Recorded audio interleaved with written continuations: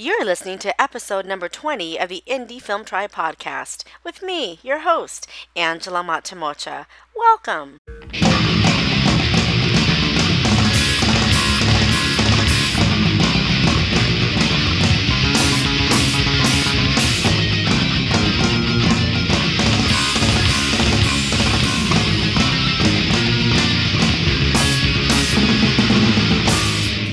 Hi there, good people. Hi. This is Angela of Indie Film Tribe. Thank you so much for joining me today.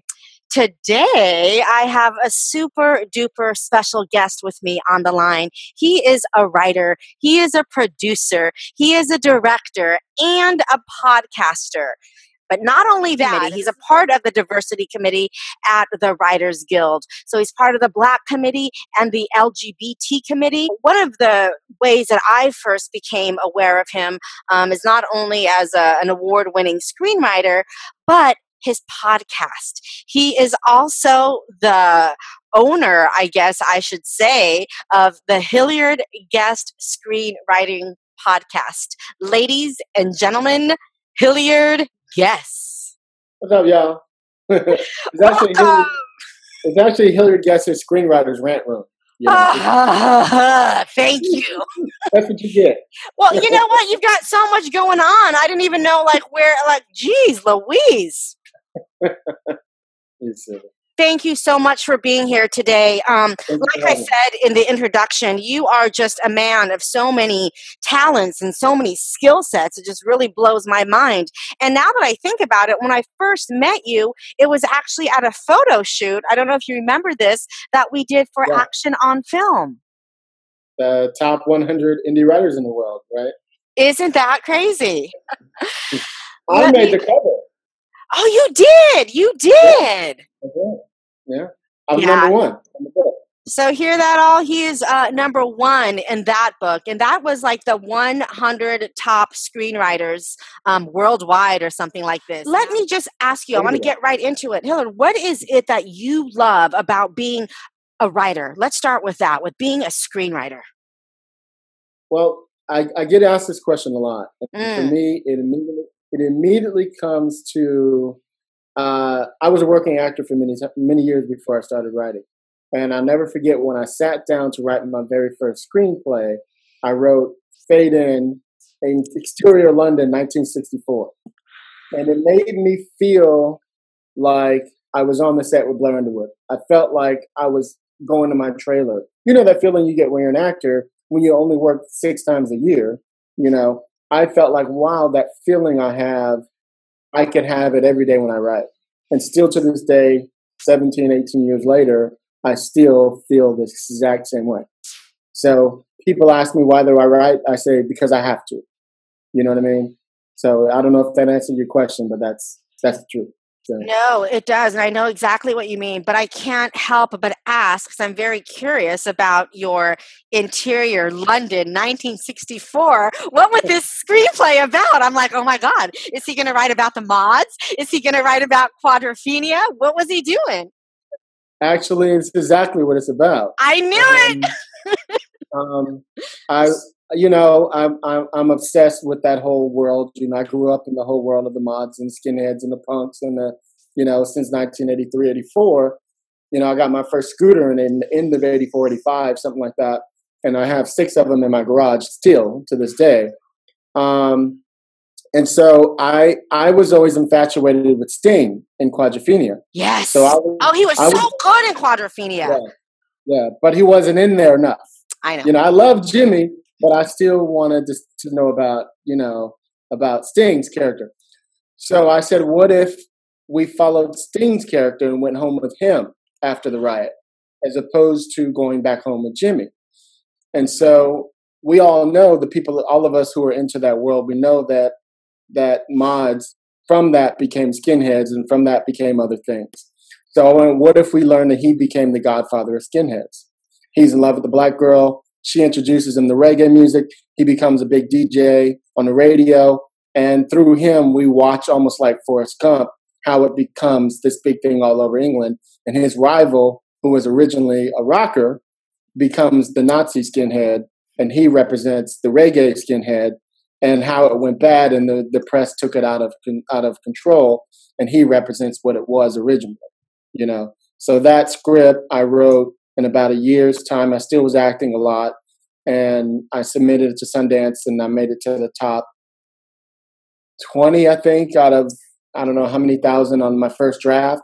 And I was like, wow, maybe this is what I should be doing. You know what I mean? And then, as I always encourage young writers, if you get on these lists like Sundance and Austin and, you know, Nicholls, which I've been in all of them, you all of a sudden get the industry calling, you know, or asking to read your scripts and et cetera. And so that's what happened. You know, all of a sudden everybody wanted to read these scripts, and I started getting busy. And one of my mentors is one of the biggest producers in town.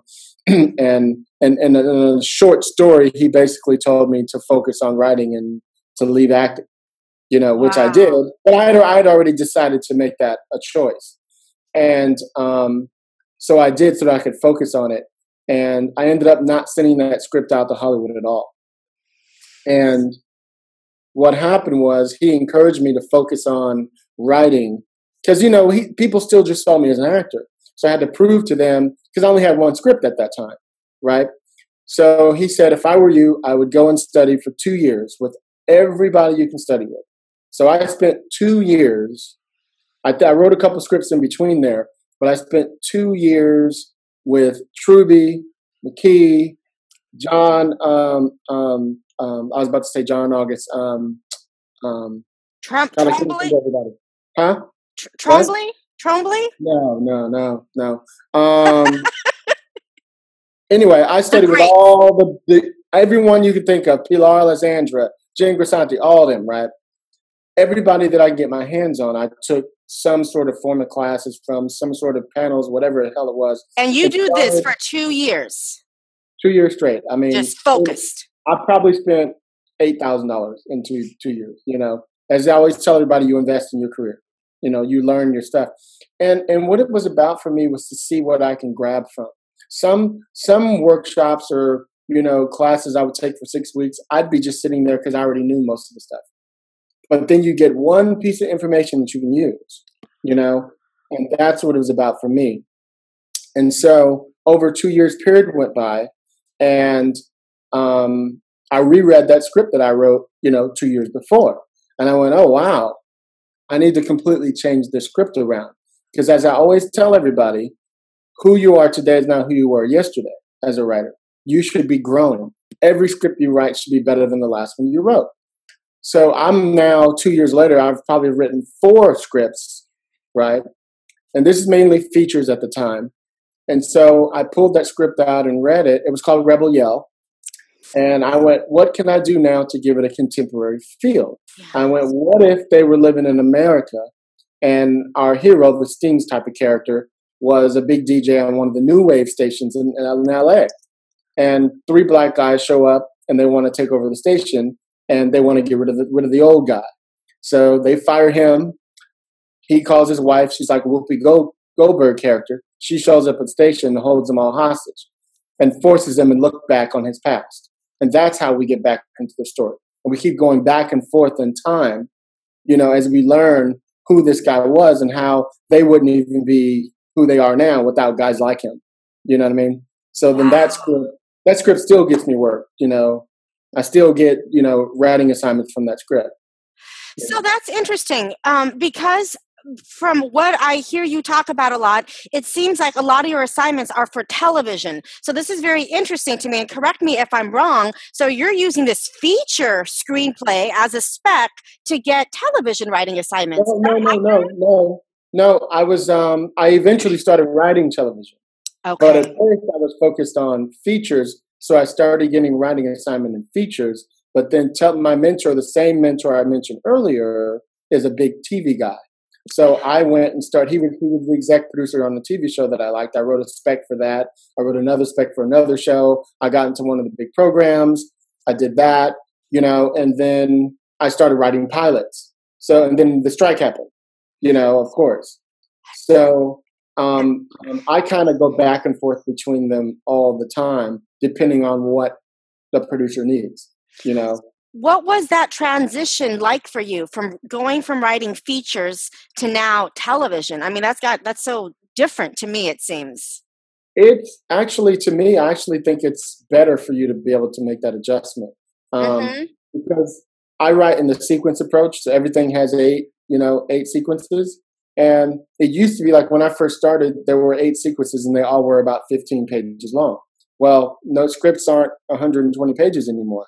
So now I dissect them to be about 10 pages long. So you end up with about 90 to maybe 105, 110 at the longest, right, for your scripts. So I do the same thing when I write like a 1-hour pilot for somebody. I still break it down into like 6 acts, for instance. So I break them in half. So my teaser and my cold open are part of my first or second sequence. You see, so I've figured out how to just shorten them and get to the point faster. You know what I mean? That's what I was going to ask next. Like, did you study with this? Because you mentioned this 2-year period of just studying screenwriting. So when you made your transition to start writing television, did you study with someone to learn the formatting of a television script? Because that's, we don't have cold opens and features.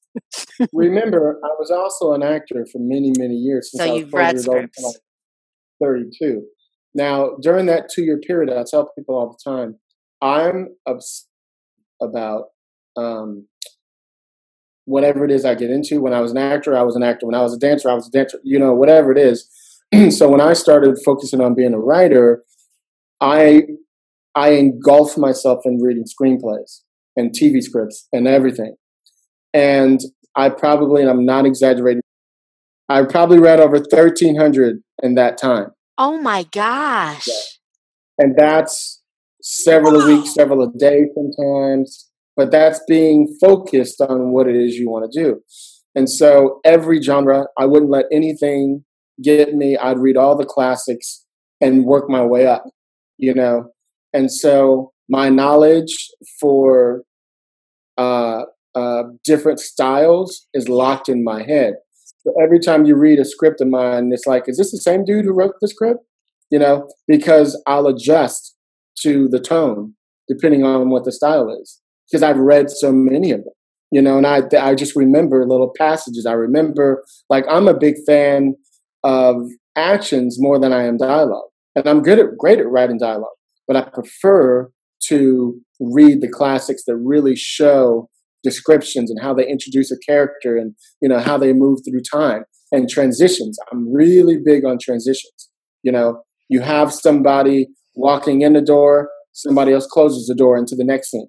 I'm really good at keeping the ball moving so that you as the reader can just stop at a place you want and pick up. I'm always looking at how it looks on the page. You end a really good scene in a button at the bottom of the page so that they can start tomorrow at the top of the page. You know what I mean? And whatever it is, you have to be really clever about how you do it. Other younger writers who aren't as experienced just write and stop. Every single scene has a button. It leaves you with something curious. It leaves you on a look, things like that. And it takes time to figure that out. But if you read those really great scripts, you'll realize they all have the same patterns, This is something interesting that you just said. When you said, in writing this one scene, you end one scene with a door closing, the next scene, the door opens. So automatically I see that visually. So I have to ask you, because I notice you're a director as well. So do you find that your directing informs your writing and vice versa? I find that for me, I direct out of necessity. I don't direct because I'm one of these, guys who went to film school and desires to be a director. I direct because I come from theater, so I'm naturally good at directing. I'm naturally good at working with actors. But honestly, I don't care if I ever direct ever again. As long as I'm writing and producing, I'm fine. I direct because somebody's like, "Hill, I got the script. I need you to do it. We're in a crunch," and I'm like, "Okay, boom, let's go." I'm not afraid to do whatever it is, and I have a very good eye. And I'm one of those people I learned from my mentors that when I'm producing, besides helping you put the package together from script to screen, when we're on the set, I spend most of my time at Video Village. And that's because I'm watching to make sure that we keep the vision that we promised we were going to do. And any project, and I've done over 27, I think, projects now. Every single one I'm standing behind. I'm with the directors and producers. We're very close. I don't say a fucking word unless it's necessary, you know? And I see things that they don't always see. And I only speak when necessary, and I've never been wrong. And that doesn't mean I'm never wrong. I just mean I've never been wrong when I finally say something, you know? It's something I learned from putting together writers' rooms and things like that, is that you can speak out and say whatever you want in a writer's room, but it's almost like I put on, if you're an assistant in a room, for instance, most rooms, you're not allowed to speak, right? For the most part, most rooms. So I almost put on the same hat when I'm on the set. This is the director's world. Even though I'm in charge, you know, I still allow them to feel like they're in charge. So as when I'm producing, so that when I speak, I only speak when it's necessary, you know, when it's really, really important, or when I have something to say that's going to make this better. You know what I mean? It might just be a slight adjustment. And I'll come at it like this. I'll say, for instance, this is amazing. Have you thought about moving the camera just a little to the left so we see a little depth in the shot? It'll be something small like that.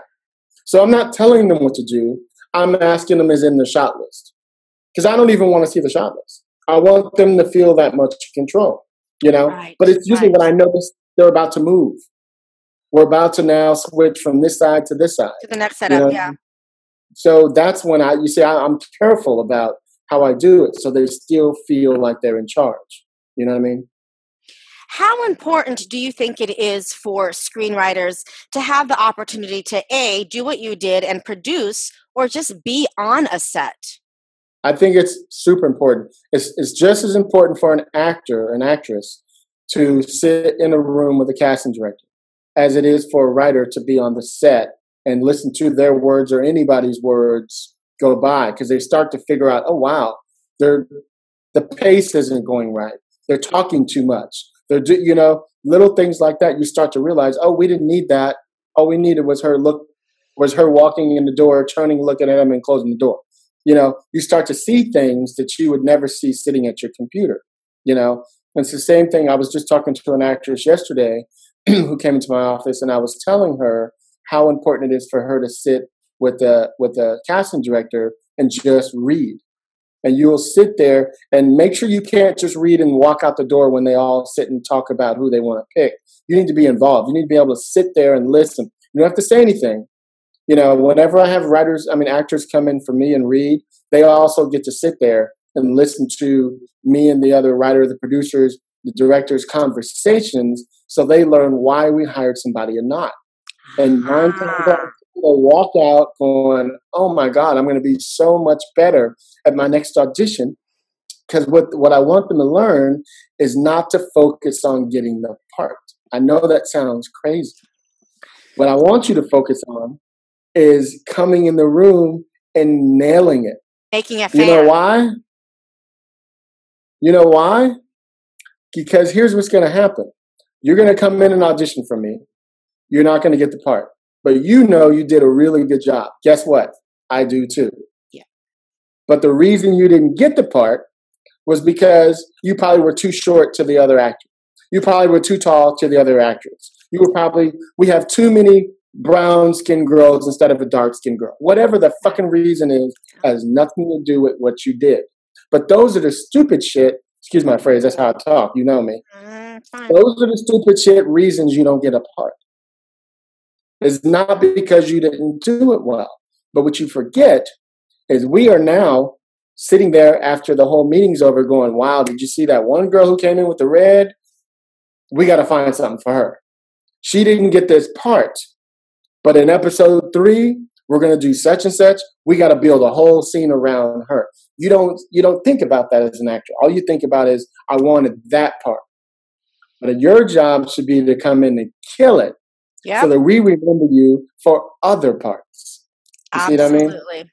If I was an actor now, I'd be dangerous. I'm telling you. Woo! Yeah, because of everything being on the other side of the camera. Yeah. Yes. And I got to tell you, you've heard it a million times. Every time we have I've probably been in 300 audition sessions. every time I've been in an audition for whatever role, the person who gets the part walks in the door. And I look at them before they said a word, and in my head, I go, they got the part. It's not because of how they look. It's because of what they do. They just have this thing. You know, when I think about when I was an actor, every time I booked a role, I walked in feeling that thing. And it's usually after you just booked something else. Because you walk in with confidence that I was just on the set last week. Yep. You come in with a, I hate to say it because it sounds negative, but with the deservability thing. You know what I mean? I do. I'm gonna tell you a short little story if you don't mind. I don't know how much time we have. Please. But so I'm sitting. I'm gonna say her name because I think it's important to know. So one of my good friends is Gina Rivera, right? Gina Rivera was in Showgirls and a bunch of other stuff, right? We were all sitting at lunch. This is probably 10 years ago. And we used to all go to dance class, right, at the Gold's Gym. We go out to lunch every single, like, Thursday or Friday. I treat everybody, right, et cetera, et cetera. And we were at lunch, and one of the dancers says to Gina, now, Gina was hot 10 years ago. I just mean in the sense that she was working a ton. She purposely stopped. So she knows what I'm talking about. I'm not talking about it. So. Got you. He says to her, actually, this is longer than 10 years ago. Forgive me. So she says to Gina, Gina, so what do you think it is that you have that the rest of us don't have? Kind of sassy. And Gina laughs very funny and very humbly as a person she is. And she says, oh, that's the easy question. She said, deservability. So what she was saying was, and I asked her about this later on, was people who are really successful, Tom Cruise, Tom Hanks, Will Smith, Denzel, believe they deserve their $20, $30 million a movie. You know what I mean? Mindset.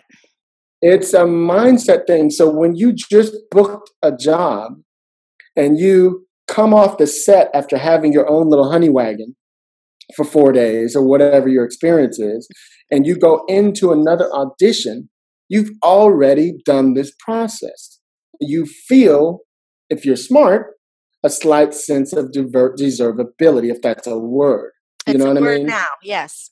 You know, and that's how I run my life, as I watch all of my friends get shows, you know, or sell pilots or whatever, and I'm still out here independently trying to make shit happen. But my deservability. Yes, I was just going to ask you that. How do you transfer that same kind of deservability that you feel as an actor, having just gone off a set to another audition, to now as a screenwriter, right? Same thing. And this is why I encourage younger writers in particular to test yourself, right? How? You and I both met at Action on Film, right? Now, that's a place where you can submit your scripts, and, you know, if you win, you know, there's this really nice event, right, where you get to feel like you're important. Yes. Sometimes you can do things to make yourself feel important, right? Yes. So for me, that's what it was about and I did it for years, you know, like I said earlier, you know, I've been in Austin and Nicholls and Sundance and all the top ones, right? And you test yourself to see where you are. The most important thing a writer can do is get weight under their script. That's why the blacklist is so important these days. That's why Austin and Nicholls and things are so important. Slam Dance, they're so important because no longer do you just have a script. Now you have a finalist at Austin. Now you're a finalist at Slam Dance. Whatever it is, now you're a winner at this, right? So now it gives you some leverage for somebody to say, somebody vouched for you that I heard of. Right? If it's not a producer they know, then now they know it from somebody else, right? They know it from this competition or this whatever. So I personally, as much as, you know, some people are against them, I get it. But to me, they benefited me because it gave me, you know, I probably have over 29 scripts. It benefited me that half of them have placed in a lot of these big competitions. You know what I mean? And it benefited me because now when I send a script to a director or to a producer, I send my log line and I'll send winner of this or whatever it is, so they know that it's something. It's not just a script I'm sending them.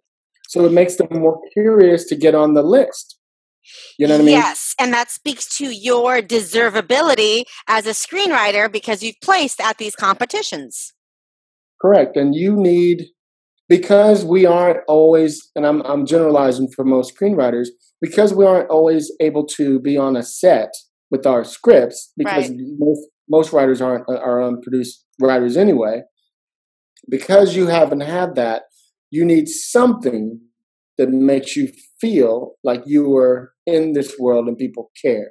You know what I mean? You need something to be in this world where it feels like, wow, out of 3,000 people, I made it to the top 10. That's huge. Whatever that means for you, at least it means something, so that's why the only problem I have with being in the position I'm in over here, I have an office on one of the big lots, I have my own company, and, I get probably 150 submissions a month. It's not a ton, and if you look at my website, it says, do not send me unsolicited stuff, but still people do it. They do it. Yeah.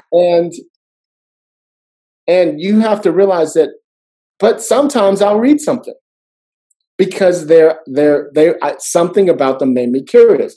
Oh, this was a finalist at Austin, so they must be pretty good. Let me check that out. You know what I mean? Oh, this is all good horror script. That might get my attention. You know what I mean?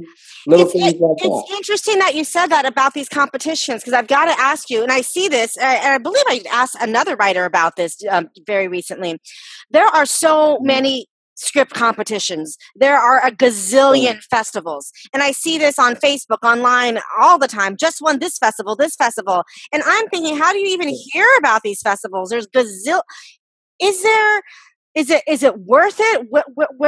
What's the best place to put your money if you have an opinion about this besides Austin, Nicholls, Sundance, the bigger ones? Because there's a gazillion competitions. How do you even know how to navigate them? When you're a younger writer, I think you should do them just to test yourself to see where you are. As you get a little more experienced, you're wasting your time, and everybody's heard this. You're wasting your time with anything that's not bigger than an Austin, a Slam Dance, maybe a Scriptapalooza, maybe. You know what I mean? But here's the deal.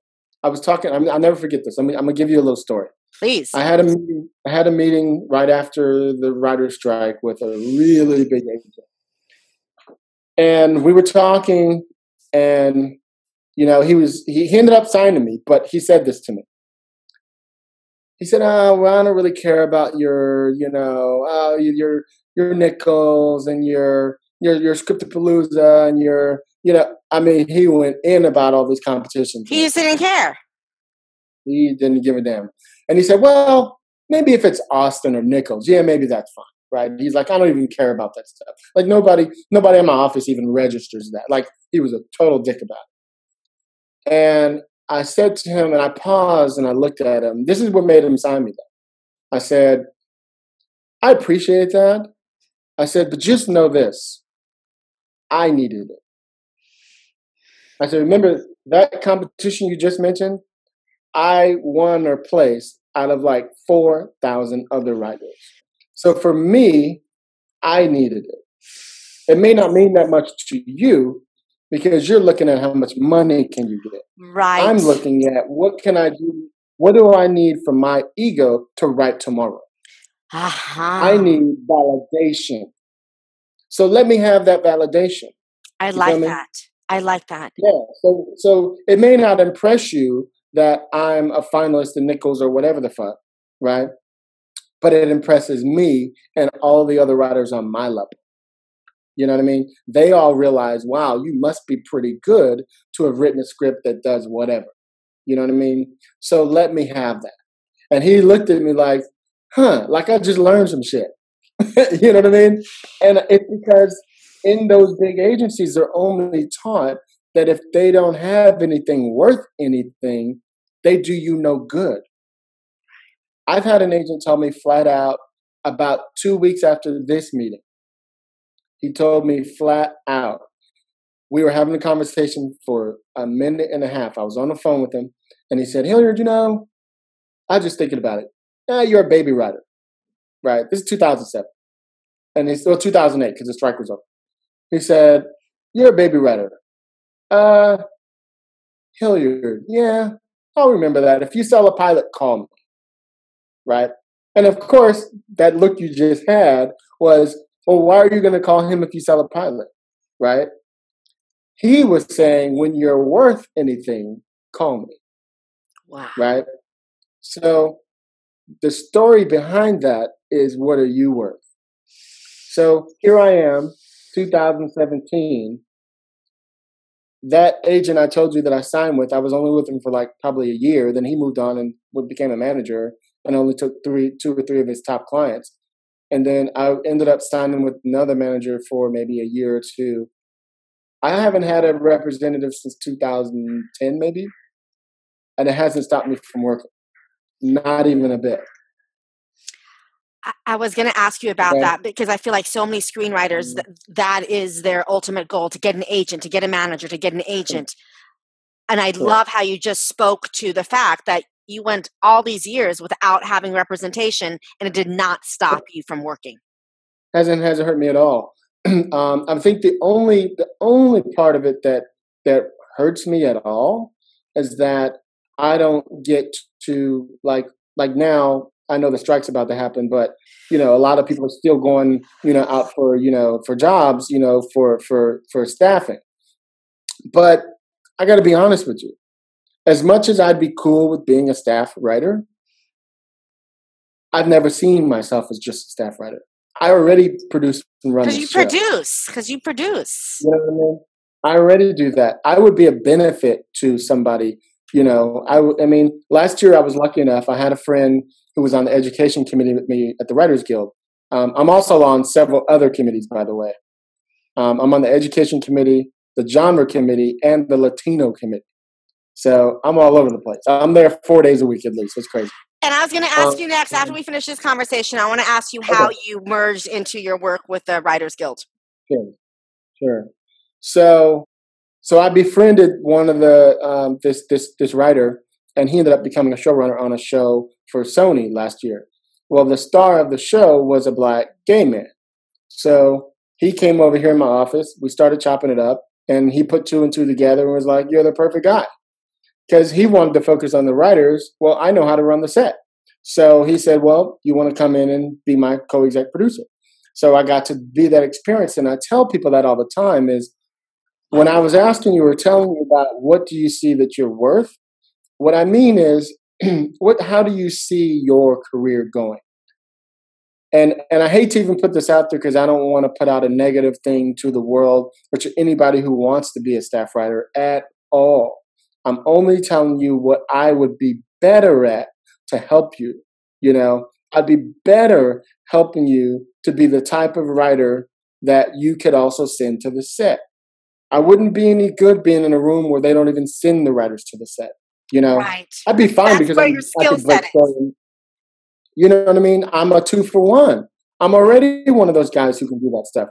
So the point that I'm saying is, I always see myself like I have 2 or 3 shows now. One, we're about to go to Louisiana and shoot if the strike doesn't happen. I'm actually going there next week, even though the strike's happening regardless. We're still going just to scout for a new show that we're developing for these 2 internet stars. And we're going to shoot it independently ourselves and do whatever. But it's going to look like a fucking $1 million movie because we know how to do it.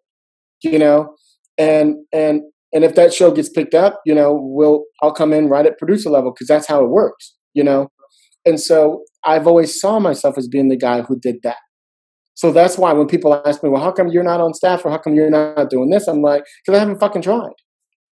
I don't have time to be writing 900 pilots a year when I'm writing pilots for people who pay me to do them. You know what I mean? So, and none of them have sold. But that's not my job. My job is to write a badass script that can get stars attached for them, and it just keeps happening. I just wrote the Black Wall Street movie, and these assignments just keep coming to me, I had my door open last year.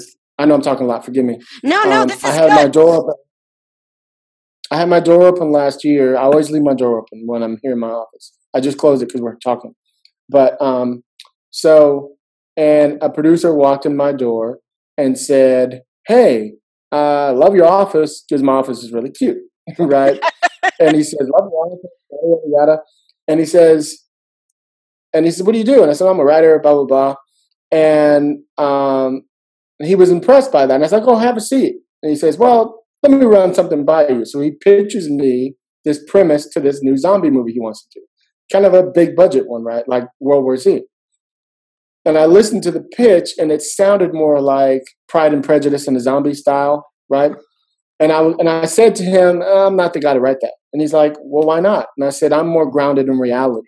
I need it to be more like, it needs to be more like World War Z meets 28 Days Later for me, as opposed to everybody killing zombies and nobody's scared of them. I need it to be, it was going to be like a big samurai world, war movie type of thing." And I'm like, "No, there should be like 10 of them, and here's why." And I sat and explained to him the whole story and how this whole thing can go for 15. I pitched the entire story to him with characters, the world, everything for 15 minutes. And he left out of here. This was on a Monday, and on Friday, my lawyer called me saying, "Hey, I got a contract here from such and such producer here on the lot." And I was like, "What?" And these things happen because I know what I'm good at and I know what I'm worth, right? So you can't be afraid to tell people sometimes their ideas aren't what you think is good. See, anybody else would have taken that and went, "Great, I could write that." Right. I need to tell you how I can write it better for you. You see what I mean? That's the key. And that's about knowing who your voice is. I always write things from an underdog point of view. I'm a black dude from the hood, growing up in a whole mod punk rock scene. I'm the real dude in dope. That's me. You know what I mean? I was on a scooter. It's the only thing different. That's it. And my suit, of course. So I know you can relate to them. Oh So, my God. So I always try to do things that show that point of view because that's something I relate to. So I include that type of a story in everything. It could be in the middle of a zombie movie, It could be in the middle of a like I'm writing the script now. That's going to be like this half-hour drama, and initially they thought it was going to be this broad comedy. But when I pitched them what I would do, I changed the tone because I know what I do better. You know what I mean? Right. So they still hired me. I'm still doing it, and, et cetera, et cetera. So you have to find a way to show where your strength is. And if your strength is in a certain way, I don't agree to everything people pitch to me to do. I agree to the things I know I can shine in, so that you want me more. And that's how I keep getting more jobs, because people love what I do. I'm really fast. I spend a lot of time researching, and then I write it fast. And my first draft is like most people's 6 or 7 draft, because I've figured out how to make it pop. You know what I mean? How to keep you interested. How do you make you want to keep turning the pages? How to start off with curiosity. I figured those things out with all these different scripts I've read, with all these years of experience, all these years of being on sets, all these years of sitting in casting, all these years of being an actor. It's all come out, So anyway, I know I'm talking a lot. That's why I have a show called The Rant Room. Okay? No, but what you're saying is just so valuable, and you hit on so many things. Just so our audience can just sort of line this all up, and I'm going to walk you through this with me as I'm doing it. But one of the things that really jumps out at me is mindset. The way you spoke of mindset and knowing your worth, and I love the way you sort of transfer and use that analogy of knowing that as an actor to then as a screenwriter, knowing what you're good at, and then not being afraid to tell someone that pitches you how that story could be even better, because you know what you're worth and you know what you're good at. Another thing, go ahead. for our listeners, just a few bullet points here. And I'm sure you did not miss this, but Hilliard spent years studying. He spent years on set. He spent years as an actor. He spent years as a producer. He's been writing screenplays for feature films, for television. He's done it all. So all of this experience, I mean, this is phenomenal, Hilliard. And such a lesson to us that really want to get to the next level. This is what we need to hear. Thank you. I was going to say that to make it even more clear of what I was saying was, he pitched to me this project. He had the main characters and he had the theme, basically, the setting and the theme. And I said, I'm not the guy for that. And he was like, what are you talking about? And I said, let me explain to you a little bit about myself. So I proceeded to tell him a story of how, when I was a kid, how horror moved me, right? So that he would understand that from my childhood to this day, that is my favorite genre and why. And I talked to him about how my mom and dad I'm the youngest of 5, and my mom and dad used to allow us to watch from Night of the Living Dead on up. And my mom calls them spooky movies, right? And it's very cute. And she used to teach us to believe that horror movies teach you about, they teach you self-defense. They teach you about common sense.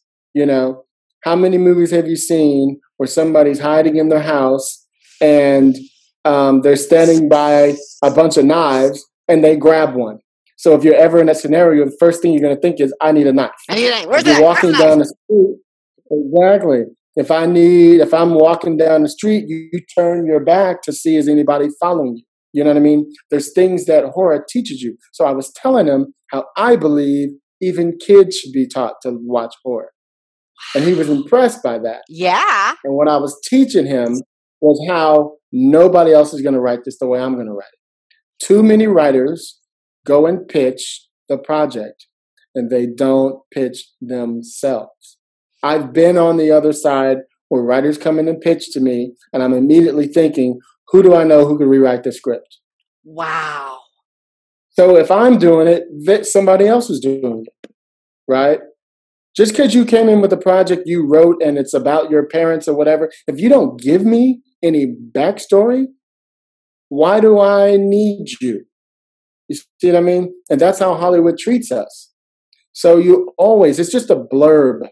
That little thing I told you took me less than 2 minutes to tell him about. I didn't spend 20 minutes telling him about my life. I just went into a story about, let me tell you how horror moved me. You know what I mean? Every time I go to pitch, go ahead. Is it that personal nugget that's missing? Yeah. Correct. And it's just a little bit. And I could do that with any topic you give me. It could be a broad comedy. It could be whatever. And I always go back to my childhood and find something in my childhood that reminds me of the tone of the story you're talking about. You know? And you could recollect that in a heartbeat if you just think. If somebody says, I want to do a broad comedy like the Adam Sandler thing, I would immediately go, I remember when I was like 6 in Benny Hill, I would wake up every single night at like 11 because it would come. You see what I mean? I would go there right to my childhood. It tells the reader or the producer on the other end, you have more stories. You know, that's the key. Instead, people focus on, I'd be a great writer. Or I have another script that's in the same tone. It's like, no, not the script. Talk about you. Talk about you. Talk about you. You know what I mean? So that's just what I found that keeps me working all the time is I constantly find ways to talk about me without sounding like a douche, you know, without sounding like you're talking I about know you. everything. Yeah, but you're relating it to story. You're relating it to the pitch. You're not just talking about yourself just to talk about yourself. You're doing it for a specific reason to give people an insight on who you are and what you're about. Yeah. Right, and I do it with humor and I do it with fun. Yes, I literally you do. got up for that producer I was telling you about the zombie thing. I asked him this. I said, what type of zombies do you see? And he said, zombies. And I said, no. Let me explain to you. Let me show you. Now, this is where my acting comes. I got on my feet and acted out 5 different styles of zombies for him. Oh my And he was gosh. like, wow. So when I was done, I said, what if we did a combination of World War Z and now I'm going 28 days later. What if we did a zombie that had that combination? And he was like, how would that look? And I went, he'd look like this. And he was like, oh, you know what I mean? So Wow. sometimes you have to get on their feet and show them because they're still not sure. You know, he thought it would have more comedy. I'm like, no, let's make it real. Let's have people really be scared. You know, I love Zombieland, but I hate Act 2. I hate Act 2, and I'll tell the guys to the fucking face. I love Act 1. Act 1 is off the chain. The tone is perfect. As soon as they find the ability to walk outside and shoot the zombies like nothing, there's no more fear. And the whole first act was don't make a move because you could die. So there was that tension. Here are the rules. There was that tension. Yes. And then, Woody Harrelson came in. He's great. He was really good in the movie. But as soon as he came in, the movie tone changed to nobody can kill me. You see what I mean? That's why The Walking Dead works, even though I have problems with some of the bullshit they do. They know it. But Michonne and Rick can die damn near every week. And that is what keeps you going. You know, she's not a magician. She's not a magical thing that can't be killed. You know, that is why people go. That's why people watch it, because it's set in reality. You know. You are just a wealth of information and such great experience. This is just incredible. Hilliard, I have to ask you, how did you get involved with the Writers Guild and being on these committees, the Black Committee, the LGBT Committee? I mean, you are really involved in the writing community. Well, I'm somebody who's really involved, and that's why I started my podcast. You know, I was at the Organization of Black Screenwriters for many years, and I was teaching there with Lisa, my co-host. And I kept thinking I need a bigger venue, and that's why we started the podcast. Now, the Writers Guild thing, one of my mentors in one of the programs I was in was the chair of the Black Committee. So I would always go to just see what was going on. It was a tiny committee then. What's happened over the last 3 or 4 years is, since the diversity has been such a big thing, there's probably 40 or 50 people on the committee. Because what's happened is Hollywood is finally hiring staff writers. But we all know nobody's moving on to story editor. So the room is full of all these staff writers who've gotten into the guild. They've been on their first show. They did 8, 10 weeks, or 13, or whatever it is. And they never fucking work again, you know? And so I'm just, as a big advocate for how do we keep moving, you know, I'm trying to encourage writers, you guys made a couple dollars, go shoot something. Yes. You know, stop waiting for Hollywood to produce your shit. You know, That's why I shoot so many pilots and, you know, documentaries. I do everything. You know, if we can get $100,000 or $200,000, let's go fucking shoot it. You know, let's find a way. We have the technology. You know, let's show them. They don't want to read it. Let's show them. You know, let's shoot a little sizzle for it. Let's do something. And that I find is the biggest problem with most of older Hollywood is they come from a mentality where you pitch. You know, you come up with an idea, you pitch it to the network, they pay you to write a script.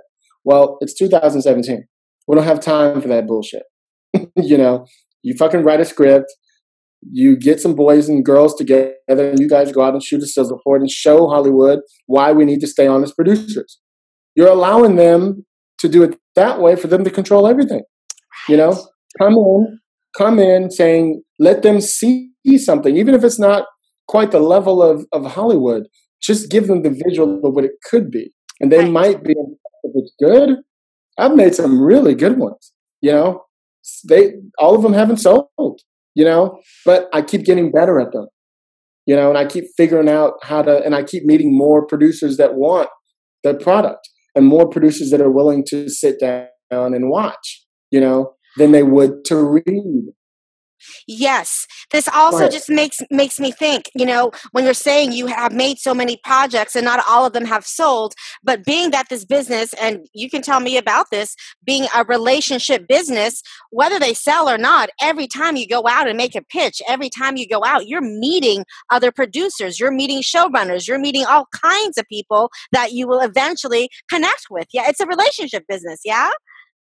Correct. And this industry is based on IMDb.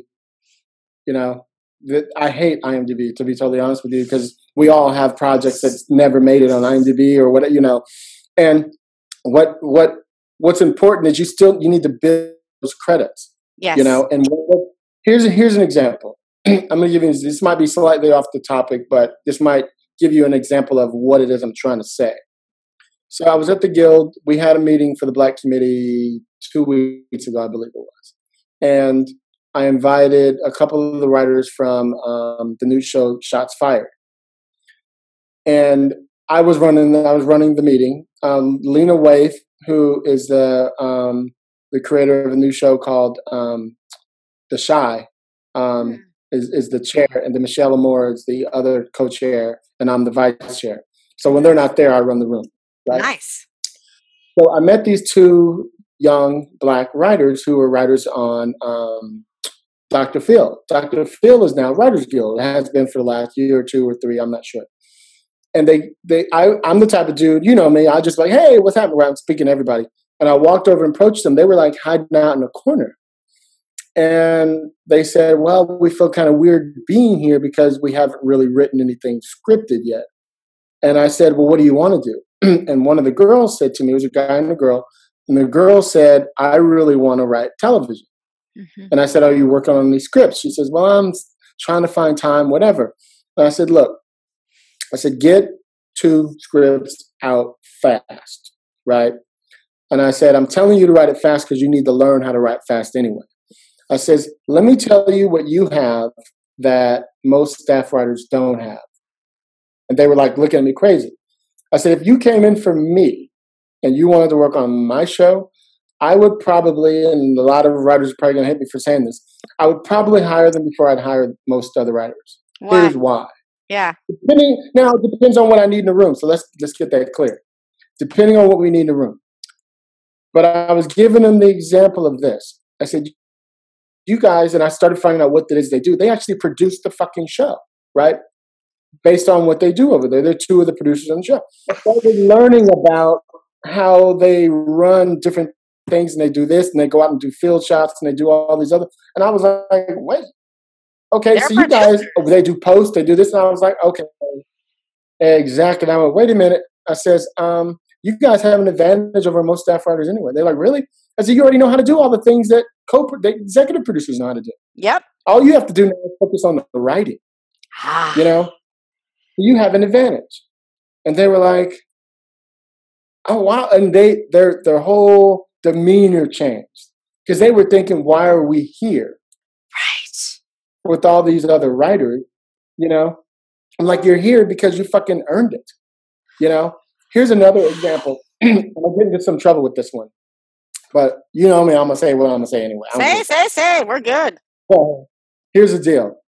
So I was talking to some other writers who were in the caucus, right? The Writers Caucus. For those who don't know, the caucus is kind of like this little affiliate of the Writers Guild, where if you win certain competitions or if you come out of some of the big programs, it qualifies you to get into the Writers Caucus, which allows you to get a Writers Guild card. You're not a full member, but you can hang. You can go to the meetings. You can be on different committees. You can do all that shit, right? You just can't vote and participate in a few minor things, right? So I was telling these writers who were in the caucus, I says, look, same scenario. They were all worried because I overheard one of them say, and she's a TV writer, whenever we go around the room, people introduce themselves, hey, I'm Hilliard, I'm a writer, producer, podcaster, whatever, and then moves forward, right? And she says, hi, I'm such and such, I'm in the caucus. And I went, and I noticed for the last year, every time it gets to her, she says it. So I walk up to her and I was like, why do you keep doing that? Right. She's like, what are you talking about? And I says, you're here just like everybody else is. so why do you feel like you're not worth being here? And I said, you write television, right? She said, yeah. I said, how did you get here? She says, oh, I was in such and such program at UCLA. She says, and I won, I was a finalist at Nicholls. It was something like that, right? And I said, okay, let me show you the advantage you have over the staffer. So I pulled the same scenario with them. I said, why do you think that a 23-year-old writer, and I'm just generalizing here, no offense to any 23-year-old writer, Yeah. fresh out of college, who's never written on a show, who got an agent because they wrote some cool, script or whatever, right? And then got on a show. Why do you think they're better than you when you won over 4,000 other writers, right? Such and such competition, and you got a master's, right? Why do you think you're not as worthy as them? You're here at the Guild too. You have your card. Only thing you don't have is you're fucking not paying dues. I said, so you need to let that shit go. Don't ever say that again. And she was almost teary-eyed, but it was a positive. It wasn't like I was making her feel bad. I was trying to encourage her to see her worth. You know what I mean?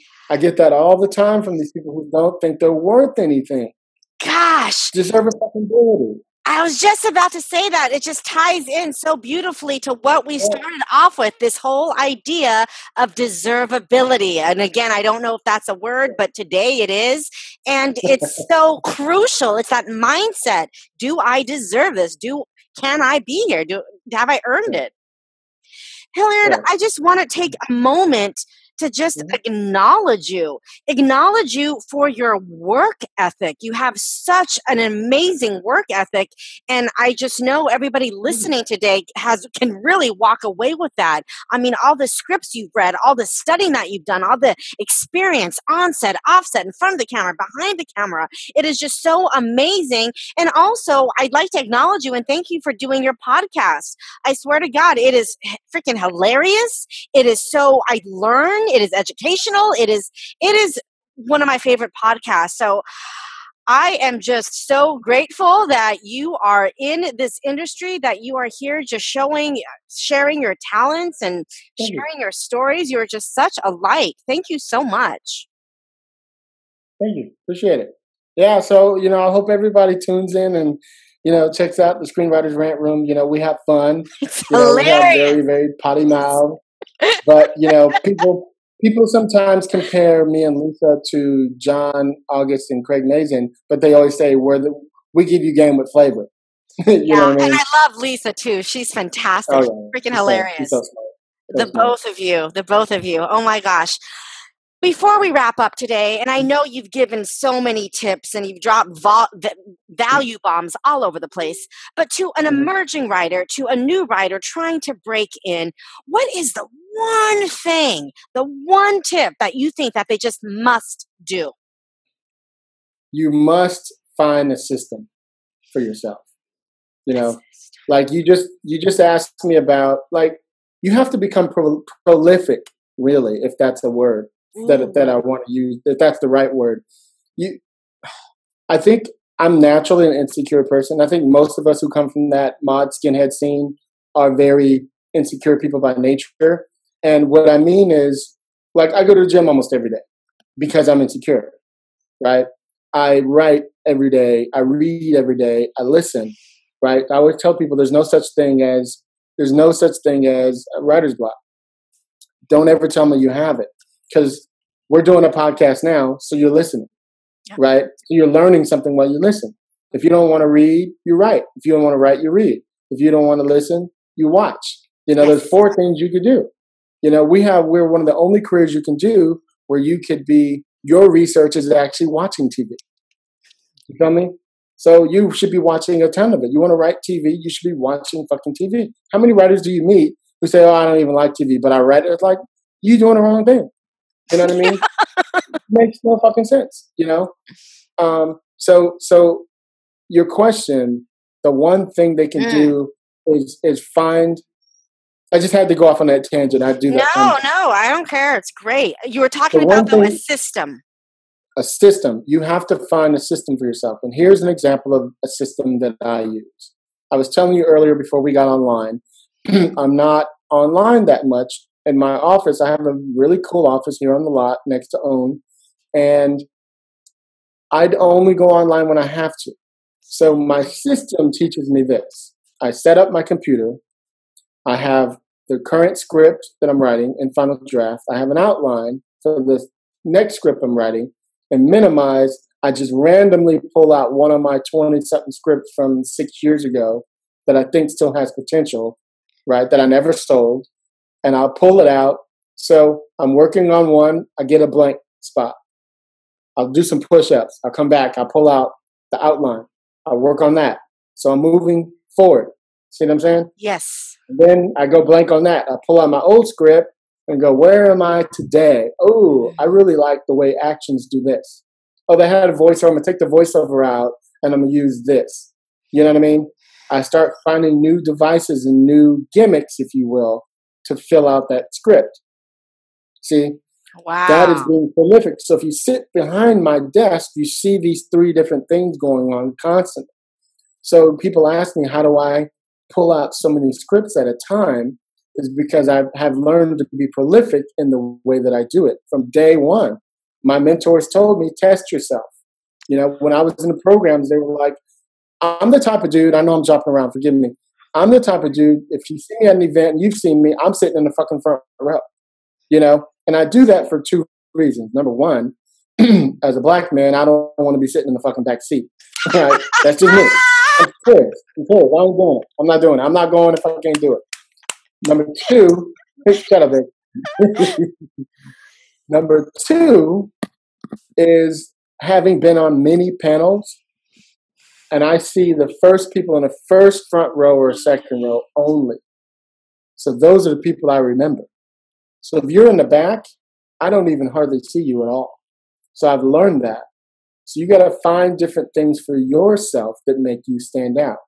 You know, what is it about yourself that makes you stand out? You know, people see me. I'm always wearing cute tennis shoes or cute sneakers. You know, I have things that I do that make me shine in my own way. You know, people realize, oh, he's a guy who wears a Got Script shirts. Oh, he's a whatever it is that you brand yourself with. Pork pie hat. Whatever, you know what I mean? What is your thing that people don't forget you with? You know, I'm so prolific that when we're in meetings, whether it be me and Glenn Mazzara or Jeff Melvoin, the guys who run the Showrunners program, you know, they run the education committee. And I've been so prolific that I don't even speak unless I have something important to say. And when I do, now they'll say, so we're going to do such and such a program, blah, blah, blah. And they'll look at, Hilliard, what do you think?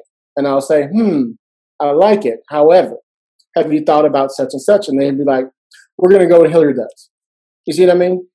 And it's because I've put myself in a position that people know that when I speak, I have something to say. And it's something important. And it's not coming from ego. It's coming from how can we make this work? Yep. You know, they know I'm there 4 days a week. They know I'm there making shit happen. You know what I mean? So it's not coming from ego. It's coming from how can we help people? How can we see it from the audience's point of view? You know? Yes. So being more prolific is the only thing I can really think of. And don't be afraid to submit yourself to certain things. You know, like I said, test yourself. Test yourself. That's the most important. Test yourself. You know, I got my first job because I was at a party and I was on a panel many years ago. I heard another writer say he got his first job because he told a producer, he asked a producer, what's your passion project? And the producer said, it's such and such a type of movie. And he said, I bit my tongue and said, I'll write it for you for free. And the producer was like, for free? Who's going to turn that down? So he said, the only thing I need from you is access. Meaning, if I call you, you answer the phone. You call me back, you email me, you text me, whatever it is. And over 3 months' time, he wrote the script. You know, they sold it, never got produced, but that's how he got in. I heard the same story. And that's what I did. And that's how I started getting these assignments. You know, I wrote one for free. The next time that producer referred me to somebody else, and then they paid me. And then the next person paid me. The next person paid me. You know what I mean? And you keep showing them how good you are and how fast you are. If they want, if usually you have 3 months, write it in 2. Show them how much different you are. Show them your worth. You know, that's what separated me. I'm always changing the time, you know, and you got to be on time. You can't be late. You can't be like, oh, I'm still working. You have to be on time. Be on time or be early, like you just said. Oh my gosh.